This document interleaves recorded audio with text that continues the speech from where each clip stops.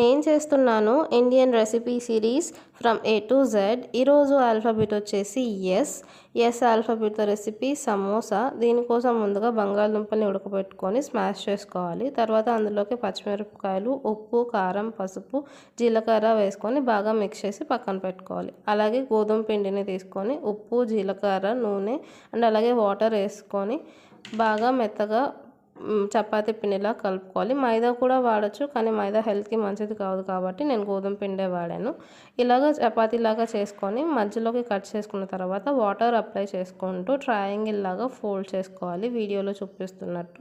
ఇలా పాకెట్ లాగా అయ్యాక మనం ముందుగా ప్రిపేర్ చేసుకున్న ఆలూ స్టఫింగ్ని కూడా ఇలా మధ్యలో పెట్టుకొని అంచుల వెంట వాటర్ రాసుకుంటూ సీల్ చేసుకున్న తర్వాత వేడి నూనెలో వేసుకొని రెండు వైపులా ఫ్రై చేసుకుంటే పర్ఫెక్ట్ అయిన సమోసా రెడీ అయిపోతాయి.